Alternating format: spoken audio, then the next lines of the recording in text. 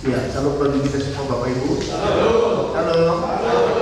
Tuhan memberkati kita, pemeliharaannya, perlindungannya, sehingga hari ini kita kembali bisa bersama-sama ada di dalam rumah Tuhan.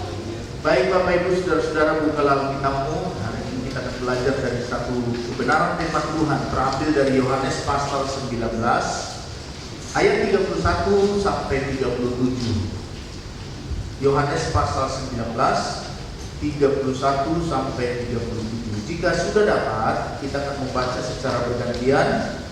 Saudara Bapak Ibu, nanti saya akan membaca ayat yang ganjil, saudara ayat yang genap bersama-sama hingga ayat yang ke-37. Saya mulai pembacaannya, demikian firman Tuhan. Karena hari itu hari persiapan, dan supaya pada hari Sabat mayat-mayat itu tidak tinggal tergantung pada kayu salib, sebab Sabat itu adalah hari yang besar. Maka datanglah orang-orang Yahudi kepada Pilatus dan meminta kepadanya supaya kaki orang-orang itu dipatahkan dan mayat-mayatnya diturunkan.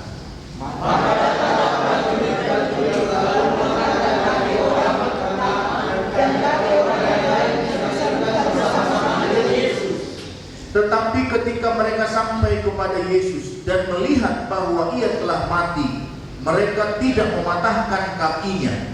Tetapi seorang mereka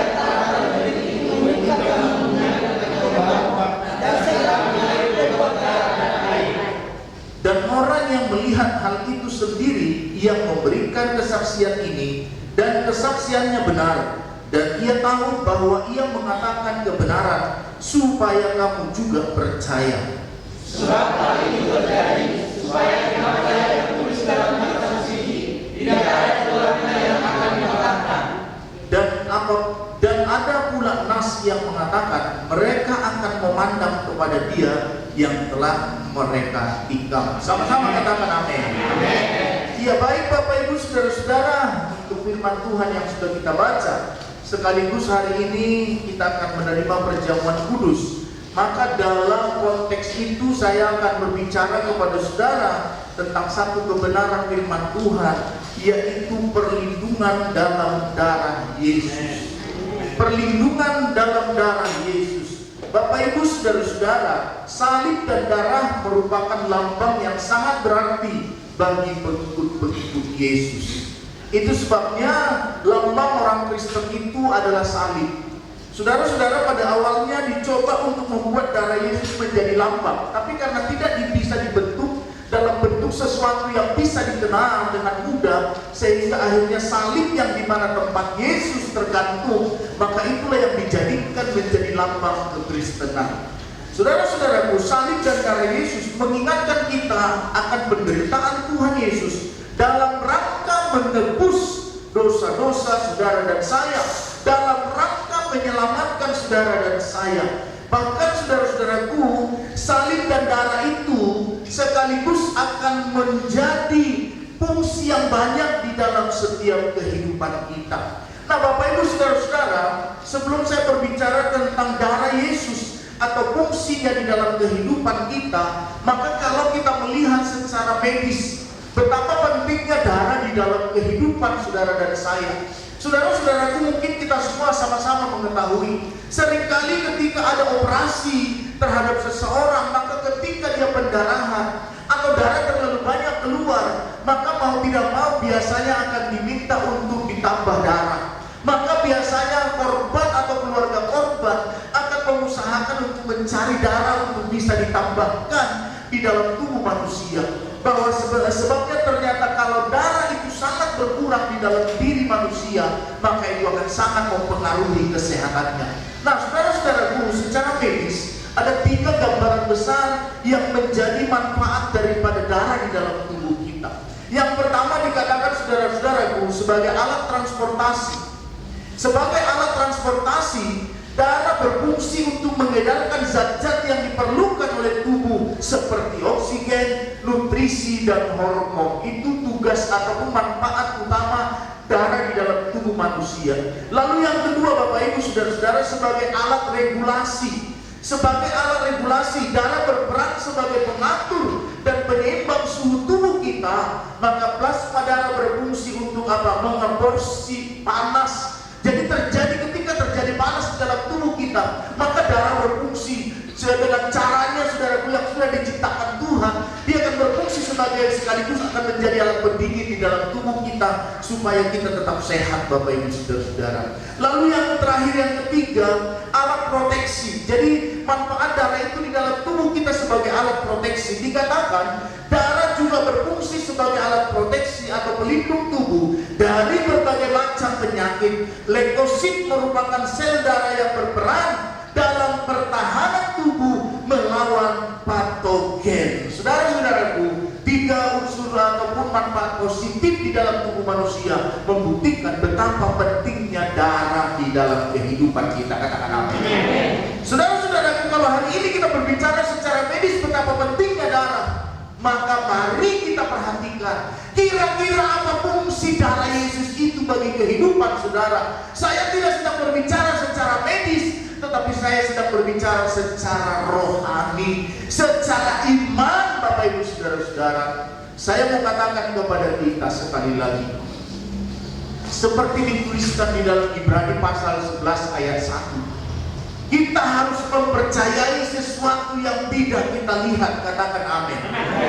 Itulah iman, Bapak Ibu Saudara-saudara. Maka apa yang akan saya sampaikan kepada kita, manfaat ataupun darah Yesus sebagai perlindung bagi tubuh kita secara iman, yang jika Bapak Ibu Saudara-saudara percaya kepada Yesus dengan sungguh-sungguh, maka darah itu sendiri akan berfungsi di dalam kehidupan keyakinan saudara. Katakan amin.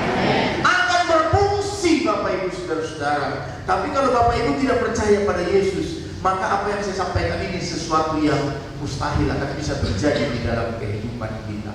Tapi saya percaya bahwa orang-orang yang sedang berada di hadapan saya, orang-orang yang duduk di hadapan saya adalah orang-orang yang beriman. Amin. Adalah orang-orang yang percaya sepenuhnya kepada Yesus Kristus. Haleluya. Itu berarti saya tidak ragu lagi berkhotbah kepada saudara, menyampaikan kebenaran firman Tuhan. Mari kita melihat yang pertama, Bapak Ibu Saudara-saudara. Kita baca di sana apa dikatakan. 1, 2, 3. Iya, yang pertama dikatakan oleh darahnya kita beroleh penebusan dan pengampunan. Saudara-saudaraku, betapa dahsyat dan luar biasanya. Jika kita membaca di dalam Efesus, mari kita buka sebentar Efesus pasal yang pertama. Dari firman Tuhan, Efesus pasal pertama ayat yang ke-7, apa di sana dikatakan? Jika sudah dapat perhatikan, saya baca. Sebab di dalam Dia dan oleh darahnya kita beroleh penebusan, yaitu pengampunan dosa menurut kekayaan kasih karunia-Nya. Perhatikan, Bapak Ibu Saudara-saudara, kalau kita hari ini percaya kepada Yesus dan percaya bahwa dosa-dosamu sudah diampuni, saudara-saudaraku, itu bukan karena usaha kita, itu bukan karena kebaikan kita, itu bukan karena jasa-jasa kita, tetapi semata-mata menurut kekayaan dan kasih karunia-Nya. Kalau kita diampuni, katakan amin. Maka sebagai bukti kita mengasihi Tuhan, membalas kasih-Nya, maka marilah kita menjadi umat-umat yang taat dan setia kepada-Nya. Datang senantiasa memuji menyembah Dia di dalam gereja, di rumah saudara. Bangunlah mesbah doa, bangunlah persekutuan. Itu buktinya bahwa kita sedang menghargai Kristus di dalam kehidupan kita. Hidup manusia berada di bawah hukuman dosa. Dosa membawa penderitaan, kesusahan, bahkan maut dalam diri manusia. Perhatikan, upah dosa adalah firman Tuhan dengan tegas berkata, upah dosa adalah maut. Tetapi saudaraku, Tuhan tidak memperdulikan itu, sehingga upah dosa itu, saudaraku, yang selamanya ini maut yang sudah numpuk di dalam kehidupan kita, maka harus ada satu korban, ada satu nyawa yang dikorbankan untuk menggantikan ratusan juta manusia, miliaran juta manusia yang ada di dalam dunia ini, supaya mereka yang percaya diselamatkan, dosanya diampuni, dosanya tidak diperhitungkan lagi. Bapak Ibu Saudara-saudara, tidak ada yang dapat membebaskan kita dari dosa, kuasa dosa, bahkan untuk dosa selain darah Yesus. Katakan amin. Hanya darah Yesus. Itu sebabnya nyanyian berkata, hanya darah Yesus,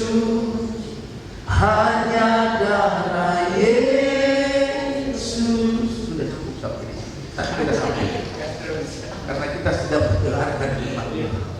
Tapi saudara-saudara, mari kita betul-betul harus mengasihi Tuhan dalam kehidupan kita. Betapa luar biasanya darahnya. Yang berikutnya Bapak Ibu Saudara-saudara, dikatakan apa? Poin yang kedua kita lihat. Apa dikatakan di sana? Kita baca bersama-sama. Oleh darahnya kita memperoleh kesembuhan. Saudara-saudara, saya sudah sering mengalami banyak hal di dalam hidup saya, dalam tubuh saya perihal sakit penyakit. Tapi selalu saya percaya dan mengandalkan Tuhan. Maka saudaraku, banyak mujizat yang terjadi.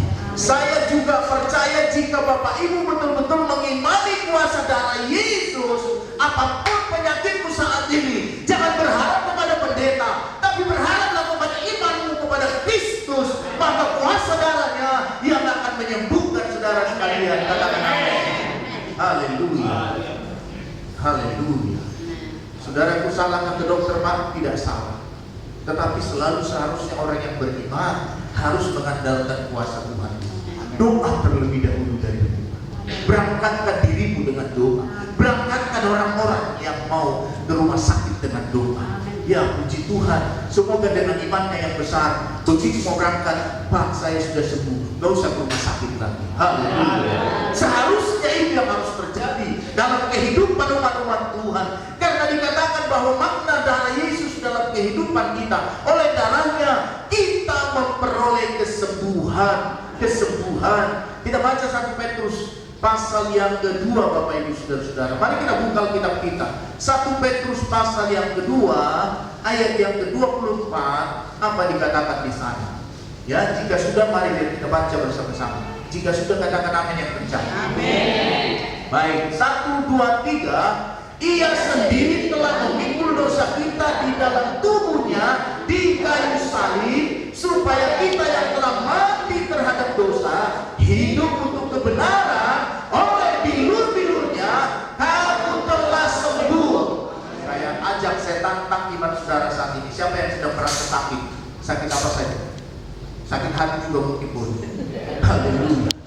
Jika ada saudara maka dengan iman yang kau katakan sekarang ini, kita sedang mempraktekkan firman-Nya. Maka apa dikatakan di sana? Oleh bilur-bilurnya kamu telah sembuh. Sekarang putar kata-kata itu. Oleh bilur-bilurnya saya sudah sembuh. Sama-sama katakan.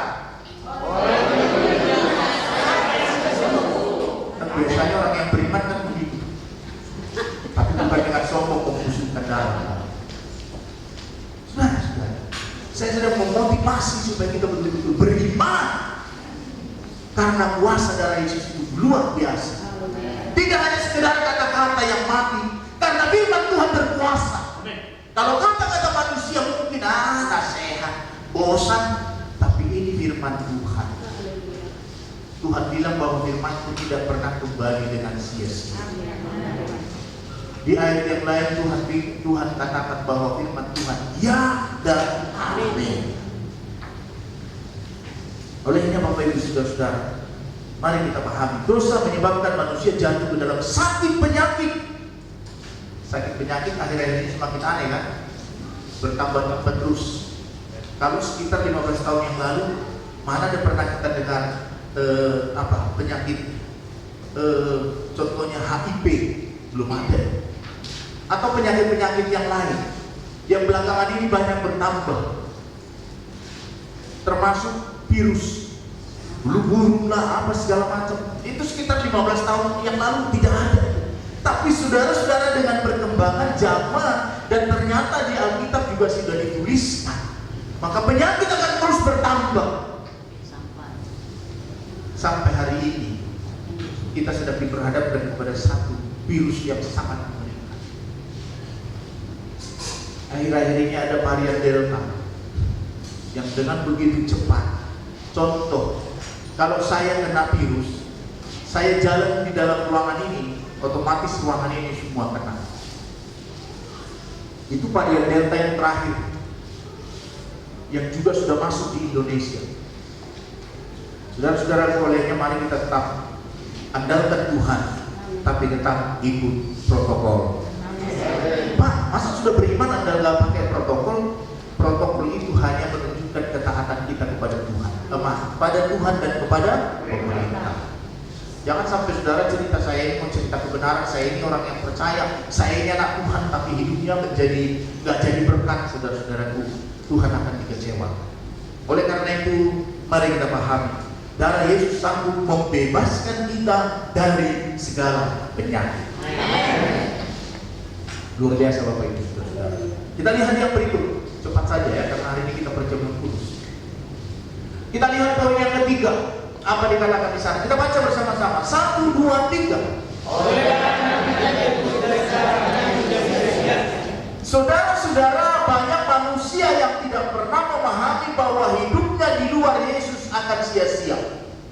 Itu firman Tuhan yang mengatakan. Itu sebabnya Yesus pernah berkata, karena begitu besar kasih Allah akan dunia ini, sehingga Ia mengaruniakan anaknya yang tunggal, supaya setiap orang yang percaya kepadanya tidak binasa, melainkan beroleh hidup yang kekal. Dari ayat ini sedikit sepertinya ada sesuatu yang terlalu fanatik menurut Kristus. Itu berarti tidak semua manusia yang ada di dalam dunia ini beroleh keselamatan. Tidak semua yang ada di dalam dunia ini dapat mengalami kehidupan yang kekal. Maka selama dia tidak percaya kepada Yesus, maka hidupnya akan sia-sia. Kemungkinan dia di dalam dunia ini punya harta, kemungkinan di dunia ini orang kaya, kemungkinan di dunia ini berpangkat, tapi jika tidak mengenal Yesus, maka kehidupan yang sia-sialah menjadi miliknya. Itu sebabnya firman Tuhan berkata, Akulah jalan kebenaran dan hidup. Tidak ada seorang pun yang sampai kepada Bapa kalau tidak melalui aku. Sepertinya radikal. Kalau begitu hanya Kristen. Saya tidak hanya katakan hanya Kristen. Muslim pun, Buddha pun, Hindu pun, Katolik pun, yang jika percaya sungguh-sungguh kepada Kristus, itulah menjadi tolong ukurnya. Itulah menjadi standarnya saudara-saudara. Jadi bukan kekristenan. Supaya kita betul-betul memahami. Bukan kekristenan yang membawa kita kepada keselamatan, tapi pribadi Yesus Kristus. Tidak ada seorang pun yang sampai kepada Bapa kalau tidak melalui kata Yesus. Saudara-saudara, mari kita benar-benar supaya hidup saudara tidak sia-sia. Itu sebabnya bawalah hidupmu dekat kepada Kristus. Bawalah keluargamu dekat kepada Kristus. Bawalah anak-anakmu kepada Kristus. Bawalah seluruh handai tolanmu, keluarga besarmu kepada Kristus. Setiap pagi kami berdoa, setiap malam kami berdoa Bapak Ibu, termasuk keluarga-keluarga kami yang dipastori semua sedang menyebutkan keluargaku Tuhan yang belum selamat tolong, keluargaku yang belum sungguh-sungguh mengenal Tuhan tolong. Itu pagi sore kami ucapkan di dalam doa-doa kami. Tentunya Bapak Ibu Saudara jemaat selalu juga didoakan. Saudaraku, dengan maksud dan tujuan supaya apa yang menjadi harapan Kristus boleh terpenuhi bagi saudara dan saya. Katakan amin. Itu sebabnya poin yang ketiga, oleh darahnya kita ditebus dari cara hidup yang sia-sia. Apakah Anda masih terikat, terbelenggu oleh berbagai dosa, oleh berbagai keinginan dunia? Saudaraku, mari engkau harus datang kepada Kristus dan berkata, Tuhan, semuanya dikulepaskan demi untukmu, supaya keselamatan yang sudah Tuhan berikan, yang sudah Tuhan sediakan bagiku, aku bisa nikmati, itu bisa ku alami dan itu bisa ku terima. Saudara-saudaraku, perhatikan, jangan sampai saudara hidup mendua Tuhan. Alkitab pun berkata, janganlah engkau menduakan Tuhan. Iya, jadi Tuhan tidak mau menyembah Tuhan tapi menyembah Mammon, percaya Tuhan tapi percaya Mammon. Tuhan tidak mau yang seperti itu. Sekali Kristus tetap Kristus, katakan amin. Sepala kalau tidak ya sudah, Mammon saja, dunia ini saja. Karena Tuhan tidak pernah mau diduakan. Tuhan bilang dia adalah Allah yang cemburu. Saudara-saudaraku, maka saya percaya ketika Tuhan menjadi utama di dalam hidupmu, saya percaya sesuatu akan terjadi. Perubahan demi perubahan akan terjadi. Jadi jika ada keterikatan-keterikatan, saudara-saudara jangan bawa pulang. Hari ini saatnya taruh itu di bawah kaki Kristus. Serahkan semuanya di dalam kaki Tuhan sehingga kau pulang dengan lapang dada, pulang dengan sukacita. Ku telah mati dan tinggalkan apa? Cara hidupku yang lama. Stop. Yang percaya udah ditinggalkan betul apa enggak? Amin. Amin. Amin. Bapak Ibu Saudara dan Tuhan yang tahu. Pendeta juga nggak tahu. Tapi kita diminta untuk meninggalkan cara hidup kita yang manual. Kalimat selanjutnya, ku telah mati. Tadi setelah itu Semuanya sia-sia dan tak berarti. maka lagu ini mengatakan, firman Tuhan yang mengatakan dia ingin menebus hidup kita dari yang sia-sia. Untuk menebus hidup yang sia-sia, tinggalkan masa lalu. Ku letakkan pada mesbahmu ya Tuhan. Ini adalah mesbah Tuhan. Artinya nanti ketika sedang berdoa, Tuhan Bapa, ini hidupku. Aku meninggalkan semua dosa-dosa ini dan aku mau hidup sesuai dengan aturan Tuhan. Katakan amin. Haleluya. Sehingga terjadi perubahan-perubahan di dalam kehidupan. Saudara-saudaraku, dikatakan di sana, apakah ada orang yang Anda kasihi sekarang sedang tertawan oleh iblis yang terus mencoba untuk menghancurkan mereka? Saudara-saudaraku, yang kita perlukan adalah darah Yesus. Darahmu Yesus, sucikan darahmu. Sampai di situ aja. Saudara-saudara, kalau seperti ini terus kita ada di hadirat Tuhan, maka sebenarnya sukacita itu akan semakin memenuhi kehidupan. Kebahagiaan itu akan semakin bertambah di dalam suami istri terhadap anak-anak, karena hati suami penuh kebenaran, hati istri penuh kebenaran, hati anak-anak penuh kebenaran. Maka apa yang menjadi doa Tuhan Yesus akan terjadi. Jadilah kehendakmu di bumi seperti di surga. Karena Tuhan sedang menghendaki bumi ini harus menjadi suasana surga. Dimulai dari mana? Dimulai dari pribadi kita. Dimulai dari mana? Dimulai dari keluarga-keluarga kita. Maka saya percaya kalau keluarga-keluarga yang ada di kampung baru semuanya lahir baru, maka pasti kampung baru menjadi suasana surga. Haleluya. Demikian Pokok Bangga, demikian juga kampung Bersama dan seluruh kota Lubuk Pakam, dan akhirnya kecamatan Lubuk Pakam menjadi suasana surga. Haleluya. Haleluya. Puji Tuhan. Yang terakhir Bapak Ibu, yang keempat. Kita baca sama-sama. 1, 2, 3. Oleh darahnya, maka salah satu manfaat daripada darah Yesus, Yesus disalibkan darahnya. Tadi kakinya nggak dipatahkan ya, tapi lebih kejam justru. Sudah mati pun masih ditombak lagi, saudaraku. Maka tadi pada ayat yang keempat dalam pembacaan kita apa? Setelah ditombak, apa yang mengalir? Darah dan air. Inilah saudara-saudara, pemberian termahal dari diri seseorang, nyawanya. Kalau sudah darah dicurahkan, itu sudah berbicara tentang nyawa ya. Betul nggak? Ada di tengah kita kalau potong ayam darahnya nggak dibuang sedikit pun atau tidak dikeluarkan. Menurut Dr. Dirobus, enggak ya? Biasanya akan dipotong darahnya, arti dipotong darahnya dipisahkan dulu. Terserah saudara mau taruh di mana. Tapi menurut perjanjian lama, bahwa darah itu harus dipersembahkan, tidak bisa dimakan atau dicurahkan ke bumi. Itu menurut firman Tuhan di dalam imamat, saudara-saudara. Maka dikatakan oleh darahnya kita dibebaskan untuk datang beribadah. Darahnya membuka jalan baru dan hidup untuk kita dan menghampiri Allah. Mari kita buka dulu Ibrani pasal yang ke-10. Ibrani pasal 10. Ayat yang terakhir bagi kita.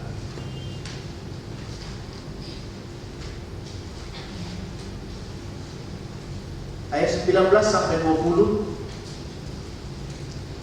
Jika sudah dapat Bapak Ibu perhatikan, dapat ya? Jadi saudara-saudara, oleh darahnya, oleh darah Yesus, kita sekarang penuh keberanian dapat masuk ke dalam tempat kudus. Karena ia telah membuka jalan yang baru dan yang hidup bagi kita melalui tabir, yaitu dirinya sendiri. Dirinya sendiri, saudara. Ya, makanya kalau orang-orang di luar sana mengatakan bahwa sebenarnya yang mati di kayu salib itu bukan Yesus, tapi digantikan dengan yang mirip, itu hoax. Amin ya? Amin. Karena memang fakta sejarah, dia disalibkan. Bahkan tadi dikatakan dalam pembacaan kita, siapa yang menuliskan menyampaikan kesaksian tadi tentang peristiwa itu? Siapa? Halo? Iya, bukan hanya yang melihat, tapi salah seorang dari tentara itu yang menghukum pada saat itu. Tiba-tiba dia berbalik, saudara, menyaksikan Yesus bahwa dia adalah anak Allah yang hidup. Kenapa? Roh Kudus sedang bekerja di dalam dirinya. Jika Roh Kudus tidak bekerja, dia akan mengeraskan hati. Dia akan tetap mengatakan, bukan itu siapa Yesus, sudah ada itu. Tapi ternyata dalam pembacaan kita tadi, yang melihat sendiri, yang melakukan sendiri, yang menyaksikannya. Oleh karena itu Bapak Ibu Saudara-saudara, mari milikilah darah Yesus. Terimalah darah Yesus. Secara simbolik, kalau nanti kita akan menerima perjamuan kudus sebagai keimanan kita, keyakinan kita bahwa perjamuan kudus ini, anggur dan roti merupakan lambang tubuh dan darah Yesus. Terimalah dengan iman. Semoga melalui perjamuan kudus ini kita diteguhkan, kita dipulihkan, dan kita disembuhkan, sehingga kita akan semakin dilindungi dan diberkati oleh Tuhan. Darahnya yang memungkinkan kita dapat beribadah kepada Allah. Tidak ada yang dapat mengantarai kita kepada Allah selain darah Yesus. Tidak ada Bapak Ibu Saudara-saudara selain darah Yesus. Kalau di dalam perjanjian lama, yang mengantarai manusia dengan Allah itu adalah Musa dan nabi-nabi yang lain. Tetapi di dalam perjanjian baru, Yesus sudah menjadi anak domba Allah yang dikorbankan untuk menjadi perantara saudara dan saya. Untuk kita lihat, nanti kita akan baca bersama-sama. Ya, mari kita baca bersama. Untuk kita lihat, nanti kita akan baca bersama-sama. Ya, mari kita baca bersama-sama. 1, 2, 3.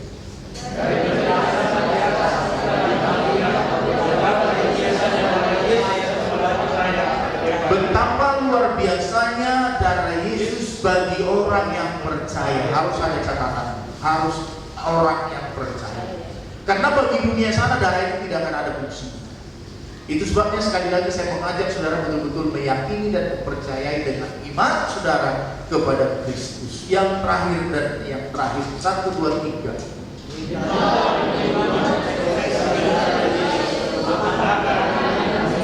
Katakan yes. Katakan yes. Tuhan berkati kita sekali. Mari kita bangkit. Sehingga kapan saja pun saudara mau datang kepada Tuhan, di mana saja pun tempatnya, di